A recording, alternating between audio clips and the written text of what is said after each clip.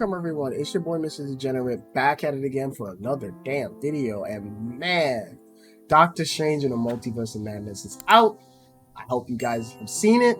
I'm going to be spoiling the fuck out of this movie, so please go watch this movie if you have not. But if you have, or you don't care for spoilers, come on in.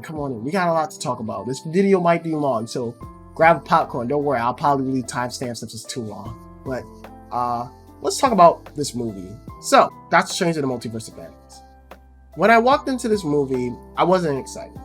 And I think a lot of that had to do with the simple fact that, you know, after coming out of No Way Home, which I think is a really great movie, I love that movie.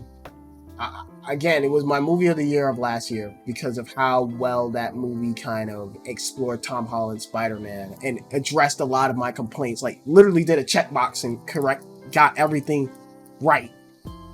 My biggest thing after watching that movie, after watching it multiple times, is that you guys are the most passionate and the most determined fan base I've ever seen. Like, these motherfuckers, I think I say that about every fan base, but I really want to give it up to the MCU fan base, because they, even if a movie is shit, motherfuckers go in and see it. They support the MCU flag with all hail. And Kevin Feige and everyone at the Marvel Studios should be proud of what they've been able to accomplish. Just the simple fact that you could put out a shitty ass project and people will still watch it is astonishing. But I think my biggest thing about the fandom is that I realized, especially after watching No Way Home, is that unless a movie gives you everything you want, you guys very much disregard the movie. And going into Doctor Strange, I just felt like a lot of people were going to watch this movie, and I just felt like the movie was just going to be nothing but cameo the movie. And that's how I felt about No Way Home after watching it a few times and seeing the Discord. Anybody would ever talk about the movie, they would never talk about the shit that it does right with Tom Holland, or how the movie actually has a style. Like, the scene in particular, one of my favorite scenes in No Way Home is the scene where the spider sense goes off. Look around the whole apartment and see who's triggering his spider sense so hard. Love that scene and how it's shot. No one talks about shit like that. No one talks about the cool shit or what it says about the character. All people care about, fucking Andrew Garfield is in the movie, and oh my god, he saves MJ, and he captures MJ, and it's an homage to Spider-Man, Amazing Spider-Man 2, where he fails to save MJ, and I'm just like, bruh. I literally had a friend in the comments, not trying to point him out, literally said, I'm disappointed at Doctor Strange and the Multiverse of Madness because it didn't have fucking Tobey Maguire Spider-Man in it. I'm like, get the fuck out of here. And it's just, Marvel has made Marvel MCU fans very entitled. And it really bumped me out. And it was kind of like this thing where it's just like, do I even care about Doctor Strange and the Multiverse of Madness? And yeah, they got Sam Raimi, but are they really gonna let Sam Raimi go ham? And I was so happy to be fucking wrong. I love, and I think the reason why this movie is getting so much mixed reviews, it's got an okay Rotten Tomato score. Pretty good Rotten Tomato score. The user reviews is pretty good as well. But I think the main thing that people didn't like about this movie is that it averted expectations. A lot of people, like that one friend, wanted this movie to be a crowd-pleasing movie where we're going through different multiverses and we're seeing different fucking cameos, and we're seeing cool cameos from the X-Men, we're seeing Deadpool, we're seeing Tom Cruise fucking Iron Man, because that was one of the rumor/theories is that we're gonna see that. We're gonna see a bunch of crazy shit that we didn't see before, and it's all gonna be referenced. We're gonna see Spider-Man. We're gonna fucking probably see Spider-Man 4 or Spider-Man 2099, or we're gonna see some crazy shit that we never seen. And I was just like, can we just have a movie that focus on Doctor Strange and focus him as a character?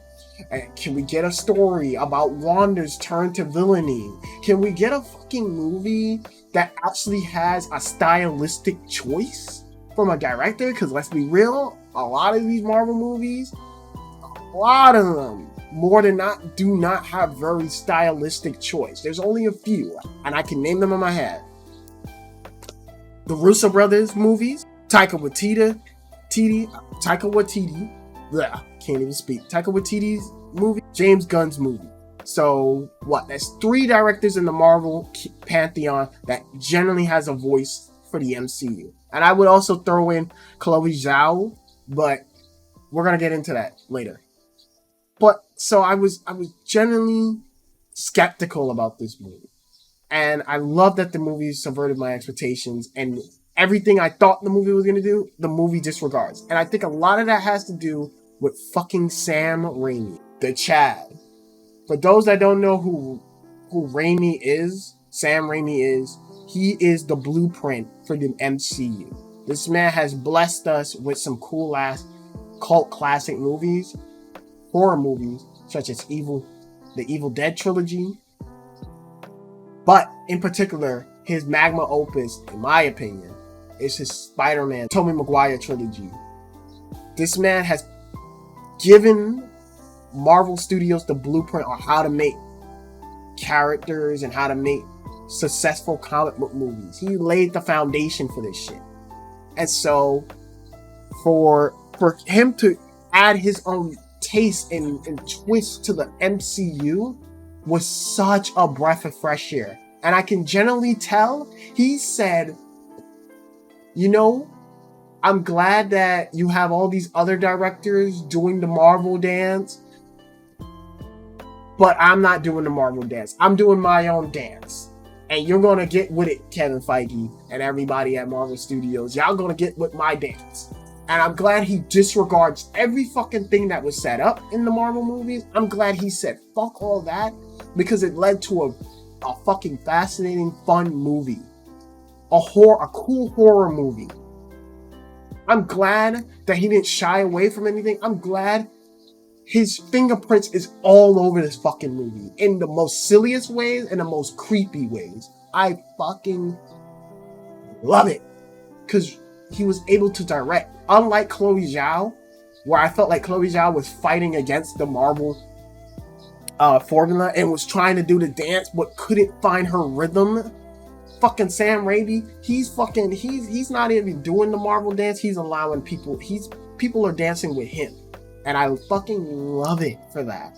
And just the way how this movie is shot, like there is some really cool camera shots. Back in the day in comic book movies where we used to have suit up montage, fucking Sam Raimi brings that back in one of the scenes in this movie. There's some creepy shit that he does with fucking Wanda. There's one scene he does with Wanda that is fucking dope as fuck. Like, they have to kind of close off in the puddles. Anything that has a puddle or reflection, they have to close it. And Wanda comes through a fucking bell, and she's all distorted and comes out creepy like an Evil Dead character. I was like, yes, thank you, Raimi. Like just living up to the name Scarlet Witch. I love it. I love that he goes creepy. He goes octane.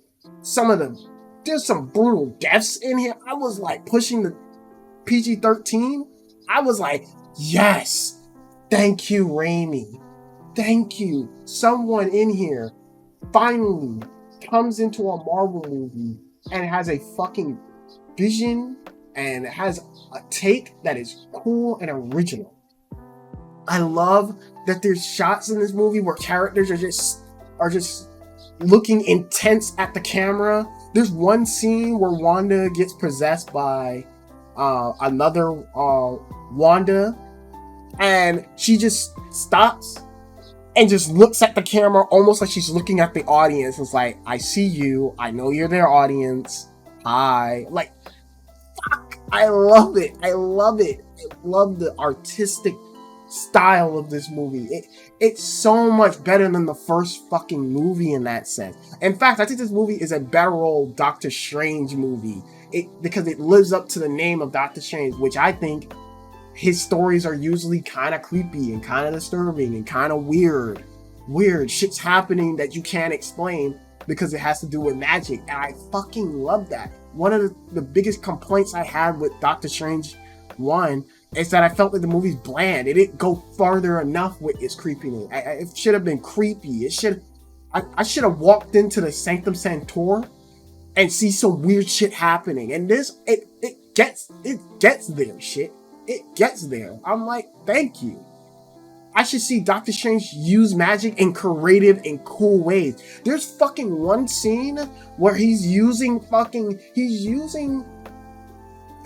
music notes as weapons. I was like, what? And every time it would hit Sinister Doctor Strange, or they would hit each other with the musical notes, it will make a sound effect. How they was able to do that. And I'm like, again, being very creative. And I think that's something a lot of the Marvel movies lack. And I noticed that a lot with a lot of the Marvel movies. They lack creativity sometimes.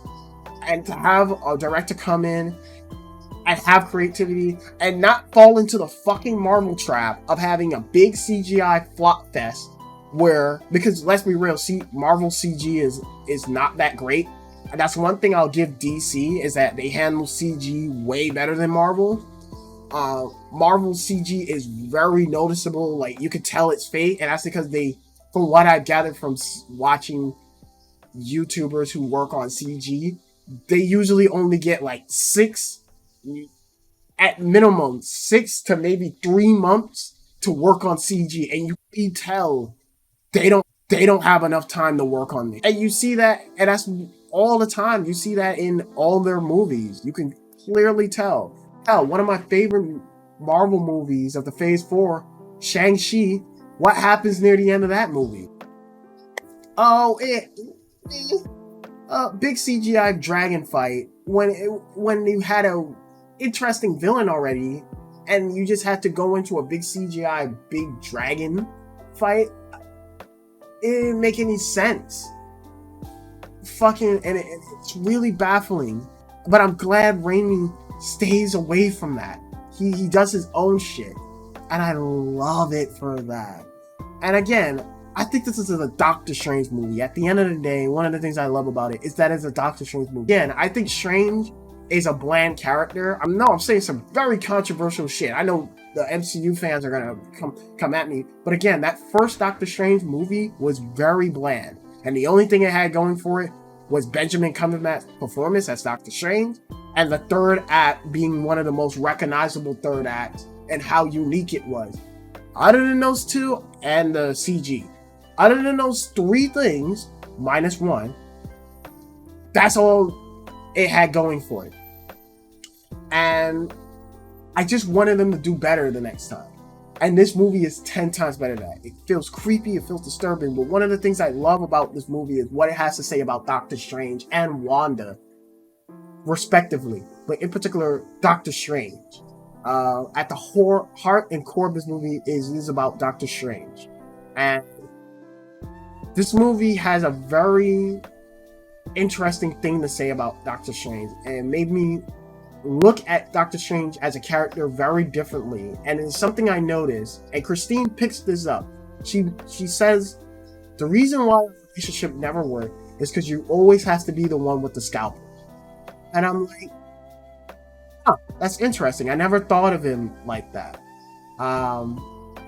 Because I usually see Strange as Tony Stark, but without the wit and the charm of Tony Stark. And that's the biggest negative I have with the first Doctor Strange movie, is that he's too much Tony Stark, without the charm and charisma. In this movie, they made him his own. It felt like they made him his own character. And I look back at all the times Doctor Strange has appeared, where she said that scalpel metaphor, and I look at every part of every time we've seen Doctor Strange, and she makes a very good point. And I realize the problem with Doctor Strange as a character, as a person, Stephen Strange as a person, is that he always has to be in control.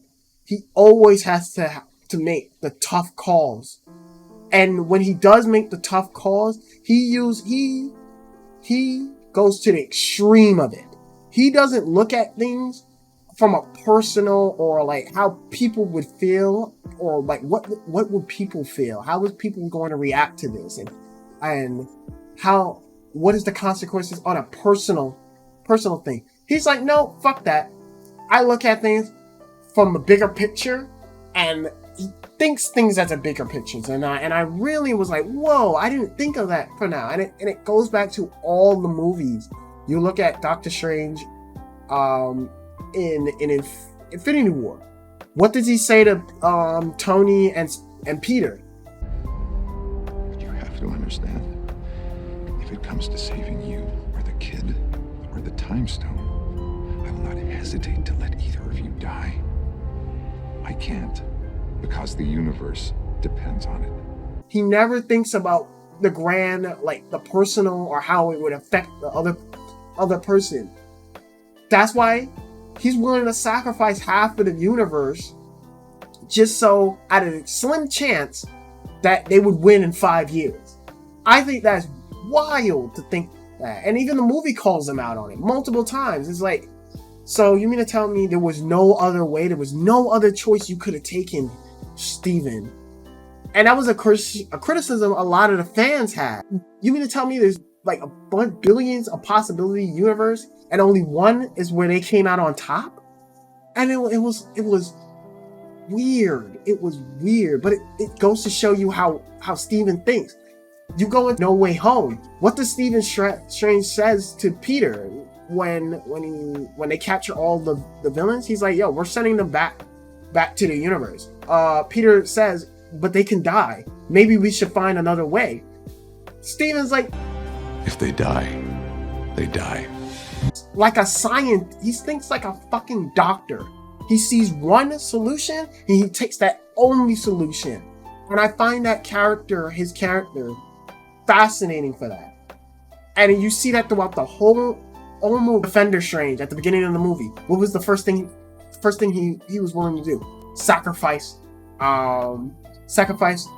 America Chavez in order to think. He never tells her, okay, you have the book of Shanti. That book probably has a spell in it. Let's look very quickly and see if there's a spell to open it up on another universe so we can get you to another Strange that can help you while I fight this thing. He never does that. He never, when we get to the other Strange from the Illuminati, he uses the book to defeat Thanos, but in the process he creates incursion, and he defeats and kills and wipes out a whole universe.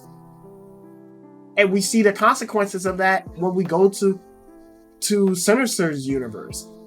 And every time he's chosen a dark extreme path, it's always landed him in a fucked up position. This is why the question always remains, is Strange ever happy? And I find that juxtaposition, and I find that to be a very interesting character flaw of him.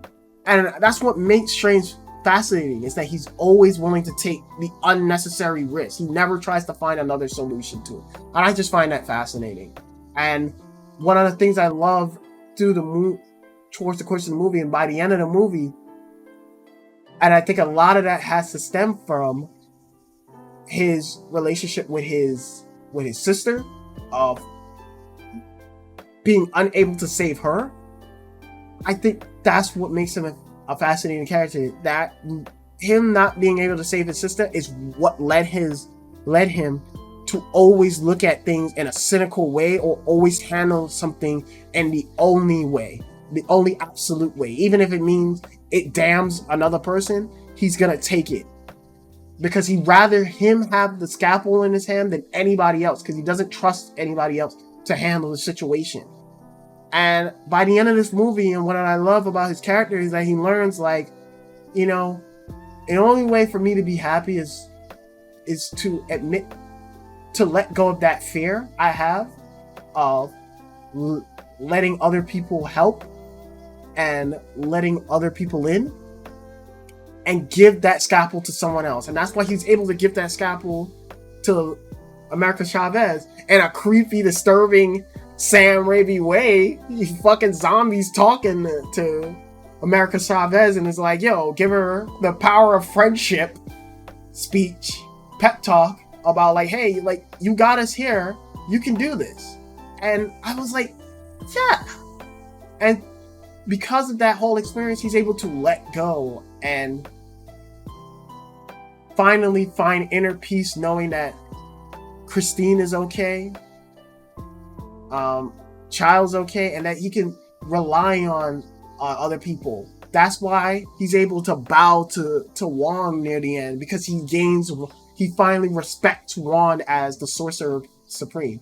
He wish he was the Sorcerer Supreme because he thinks he'll do a better job at it, but he's willing to now understand, like, no, Wanda got this, and I should let him handle the surgery. I'm good. I can stand back, and I will assist him when he needs it, but let me stand back.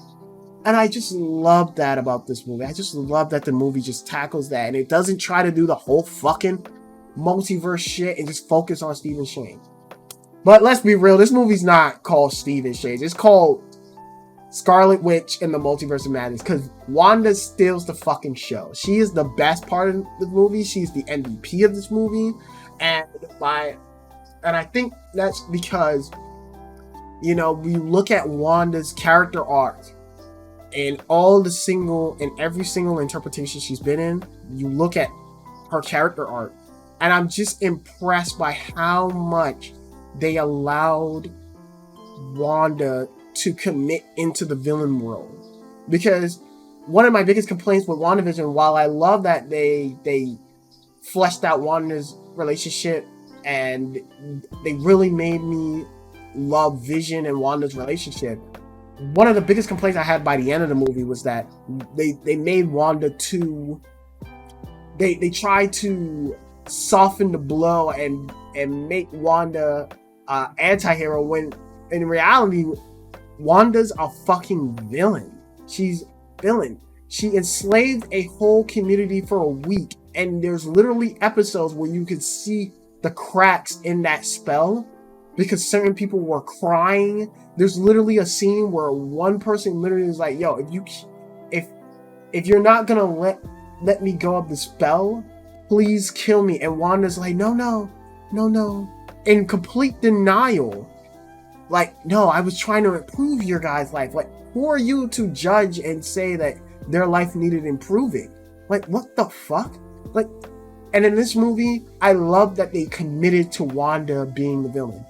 Even if they had to use the book was corrupting her, which I kind of got the sense of that in the post-credit scene of WandaVision, that it was slowly corrupting her, especially because she started getting the hand.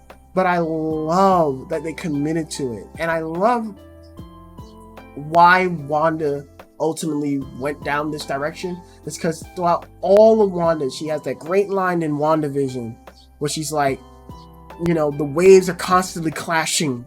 The waves are constantly clashing every time I get back up. It's always constantly knocking me back down. And I don't know how I can take it anymore. And I felt for Wanda, and I completely understand why she turned into the villain in this movie. Because Wanda was so fucking tired of constantly the world coming against her. Whether anything she did in Infinity War, she thought the right thing to do was destroy Vision, because that was the only way to save the universe. Sacrifice. No, that didn't work. In fucking Civil War, she accidentally sets in motion the Civil War event. Like, just crazy shit constantly. Losing her parents, losing Pietro, losing Vision, all of that. And the last thing, the greatest gift that she's been blessed with is having a kid, having kids. And to see that be taken from them, which, by the way, those kids can't fucking sing. Please kill those kids. Please get them out of here. Anywho, but to see those kids, finally, those kids, God's greatest earth to any mother, I would say, is their kids. And to see them and to wish that they can have one more shot with them. Wanda was going to take it. If there was any possibility to have them, Wanda was going to take it.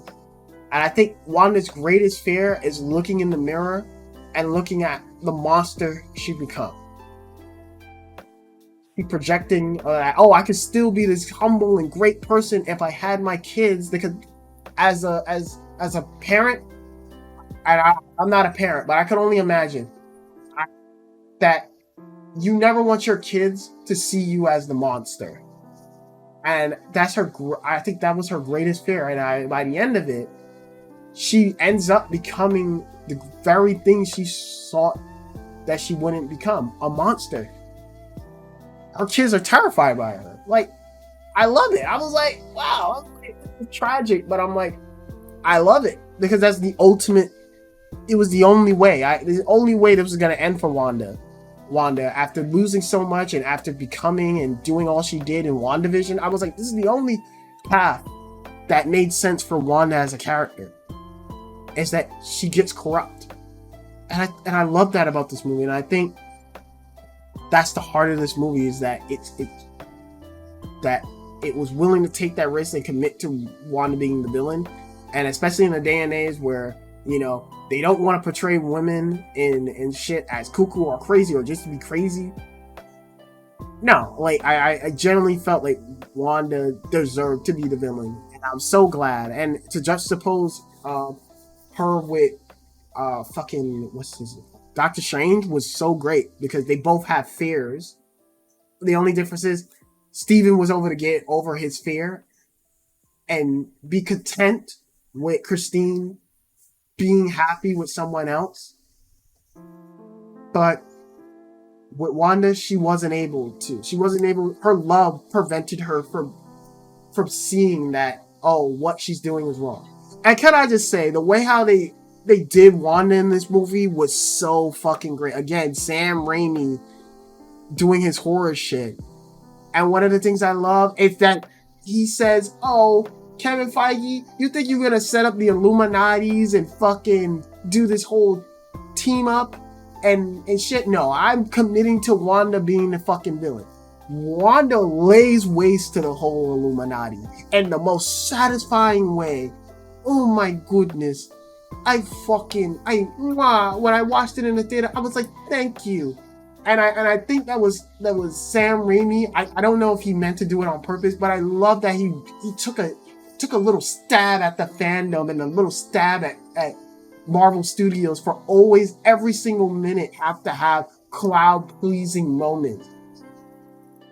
Who did they cast for Mr. Fantastic? They cast a fan favorite, like, wish fulfillment cast. Sam Raimi was like, you know what? I'm gonna get your little Fantastic Four little fucking thing where we're gonna show the Fantastic Four, and you're gonna get your little Fantastic Four team up. Get the fuck out of here. Nah, how about you eat that ravioli, motherfuckers? I love it. Fucking blackball. You think you're gonna have a redemption off of that garbage show you had because you got the same actor back? Where's that mouth of yours looking like a squashed potato at the end? I was like, yes. You sat down and watched fucking What If and saw Sharon Carter. That's so cute. That's so cute. Remember, you playing by my rules, bitch. Get that shit. Get that sliced in half. You think you're gonna get X-Men because Patrick Stewart to play Professor Xavier? Oh, let me man and steal his shit real quick. Let me get that. Let me Zod his shit for 1 second, man. Thank you, Lord, for Sam Raimi, for committing to Wanda being the villain. Have her go fucking over the top. That was on some fucking Thanos level shit. She was just wrecking them shits, and I loved it. Oh, you wanted a black Miss Marvel in action? Get stoned. Get stoned. I love it. I fucking love it. I gotta love that they brought Patrick Stewart back. They gave him the classic. They gave him the '90s X-Men cartoon look and the hover reveal, but and just to kill him off, I was like, thank you. I love it, and this is why this movie is by far really good. It's just so creepy, so disturbing, so great. Now, I'm not saying the movie's perfect. I'm not saying the movie's without some flaws. I will say America Chavez is the weakest link of this movie. I would also say Baramordo is as well, but I'm more harder on America Chavez because this is our first introduction to her. And while I do think she can get better in the future, and I am curious about something, due to this movie heavily implies Secret War stuff or New Avenger run, where it talks about the incursions.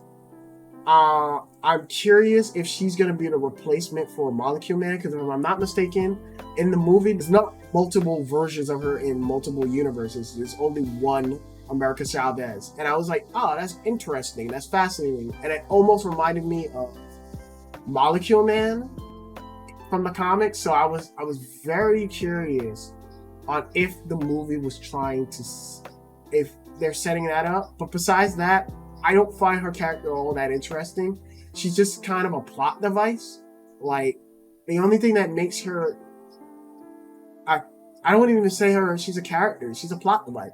Because the only thing that she got going for her is that she liked pizza. And I love pizza, baby girl, but that's not enough for me to care about you. So that really irked me, especially as I watched the movie the second time. I'm like, I don't care for this character all too much. And I'm not saying that because of LGBT, but I just found it very weird that there's nothing to this character. And she's more of a damsel in distress than anything until the very end of the movie.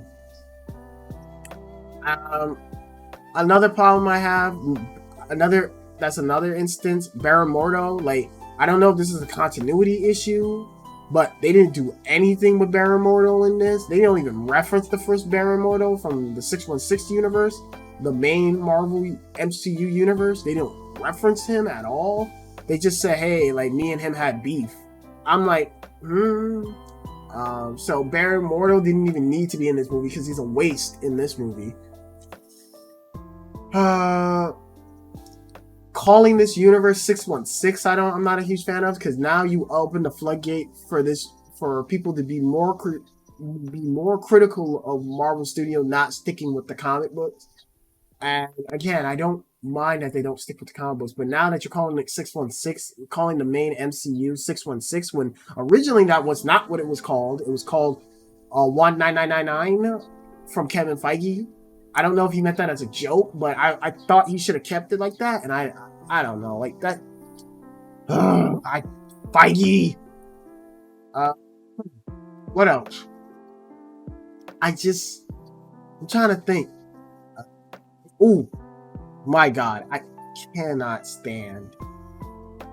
Oh boy, I cannot stand that they didn't put Vision in this movie. Like Vision is the heart and soul of Wanda.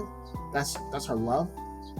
And I think that final scene with Wanda when the other Wanda touches her face and she's like, oh, you should be happy to know that your kids are okay and that they're gonna be okay. I think that was very, very fucking weird that Vision wasn't there. Vision should have been that anchor to her humanity and constantly be presented as like, hey, like Wanda, come back to the light. I think that would have made Wanda more sympathetic. But I love that they committed to her being straight up full on villainy. But I just really fucking found it weird that he's not in it at all. And I think that final scene where that final scene where the kids are scared of the Scarlet Witch.